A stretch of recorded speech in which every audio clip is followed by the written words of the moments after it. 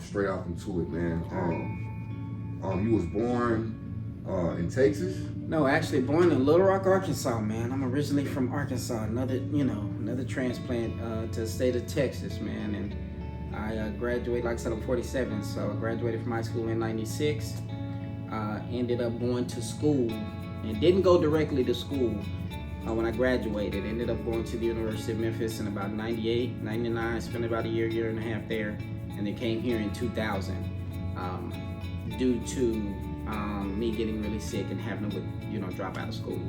So originally from Little Rock, Arkansas, moved here to Texas. Yes, in about 2002. So I've been here ever since, man. How was your childhood in Little Rock, Arkansas, man? It's ironic, man, because I think being Gen X, man, we grew up at a time period where we were probably one of the last generations, man, that truly did stuff like go outside. We had to learn, how to communicate with each other because we didn't have the internet. We didn't have FaceTime and all those things were a dream to us. You know what I mean? So growing up in Little Rock, man, it was really, I grew up in a community of people. That old African adage that says, proverb that says, it takes a community. That's where it comes from, an African proverb, and it does take a community to raise a child. I was one of those people who, if you got in trouble, man, in the neighborhood, you didn't only get fussed at by your parents, you got fussed at by everybody else in the neighborhood when they find out you got in trouble. So I grew up learning how to relate to people, talk to people, those type of things. Little Rock was a great city up until, most people who are my age don't remember, up until the big gangbanging scene took place. And everybody usually remembers, not to glorify, but remembers banging in Little Rock and all this other stuff that came out on HBO, and it was just this big cultural thing that hit. And that part, whether it's Little Rock, Chicago, New Orleans, that was another example of the denigration of our communities. You know what I mean? Although that aspect within our community initially started to protect our community, right? All gangs started off, even the Crips and Bloods in LA started off to protect our community, but that was a huge part of Little Rock. But I was blessed to, see the other side of it too. My parents are people of the Civil Rights Movement. So they marched with King and, did all those type of things. So I got a chance to see both sides of those things, man. It was really interesting. Man, you said a lot of different things I can kind of pick back off of because I would love to know at round about what year and what time was it that in Arkansas that you seen gang banging take off? I would probably say, man, it hit when I was around middle school, as we call it, junior high. It was that's probably when it started picking up. 80s. It was I would probably say 80s. I don't want to say around 88 because it was right after that big crack epidemic and drug dealing epidemic. It was around 88. I want to say 87, 88, 89, somewhere around there. Most definitely. When it moved, so don't quote me on that. But that's when that moved into Little Rock. And so a lot of people who got involved in that, I grew up with a real good family. So a lot of people got involved in that were friends. But I had a good family, grew up with my mom and my dad. They pushed education, even though my father didn't have his college degree, that I was expected to go to college and all those type of things. But I grew up with a lot of people in our neighborhood who we grew up playing Little League football and all that other stuff. So, it was that was around the time period, man, and it was really an interesting dynamic and transition, brother. It really was, man. So.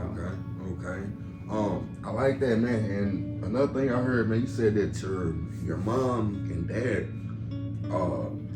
was marching with Martin Luther King. Yeah, man. They grew up in the Civil Rights Movement. My parents were older, so realistically, they grew up in that Civil Rights era.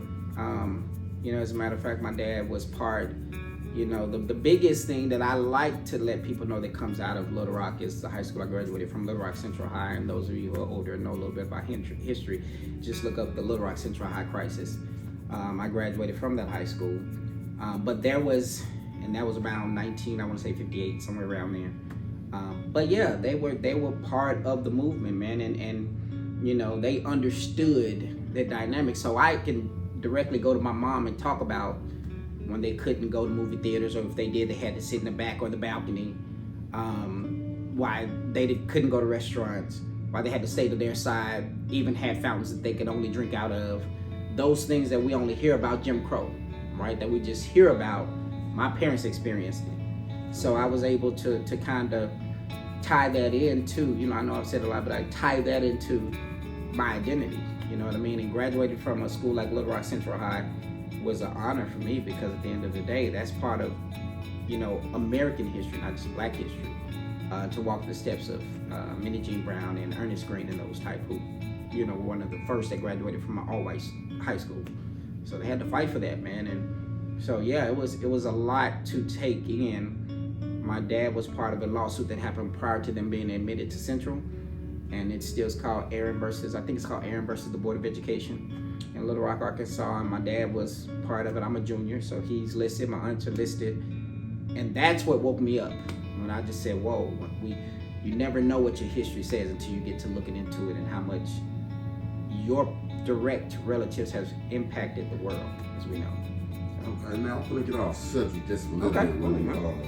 You know, I just want to get your intake in certain backgrounds and certain opinions on this topic. You know, I got a tremendous amount of respect, you know, for Charleston White, you know, a guy that actually attacked the gangs and attacked really most of all the negative things that go on in our community, including the mindset. To you, how much have gang banging affected the Black community? Well, our modern idea of gang banging, man, has been it's been a detriment to our community from day one, although I understand where it comes from. So it's the modern day gang banging? Yeah, and so I say that because you know, I love history, right? Realistically, man, and like I said, you guys can research and hit him with all the facts that you know, and the messages and the DMs, man, and comments, man, that a lot of this stuff started from us during that civil rights movement, trying to protect our own people. It wasn't, I don't like that crew, I don't like this crew. It was literally started almost like how the Black Panthers started. It's another idea to say we need to take care of our own community, right? Exactly. But the modern idea of gang banging, when the drugs were introduced, right? That's when it became quote unquote gang banging, in my opinion. When the drugs were introduced into the country, and I know a lot of people have watched Snowfall. That was some real stuff, right? When they're dropping, you know, drugs into our community, and then you see these young brothers who are finding ways to make money who've never had anything. That's the what I consider the modern idea of gang banging and the modern idea of Black violence against each other. Right? Okay, I love that, man. My thing is, how did it get so far off track for the people and came more about self? It's the money. The money. You know, at the end of the day, I was hanging around some mentors, and at the end of the day, man, they said, you know, money can change circumstances, right? And I'm very compassionate and understanding. If you've never grown up with it, right? When you get it sometimes, and you know, and you may not have had the education to go to school to get a 4-year degree and do all these things, or the need was immediate, right? Hey, I gotta take care of my people now, right?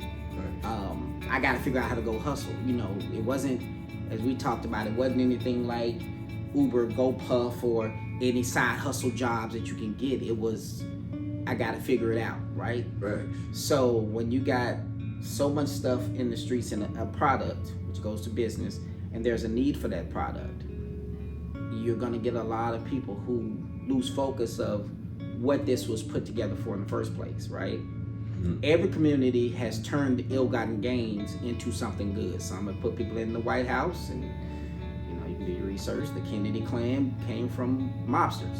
You know what I'm saying? So you have that. That was our way of getting out. So that's what, to me, took the left turn when the money came in, man. Okay, I Easy like money. that. I love that, man. That's a good.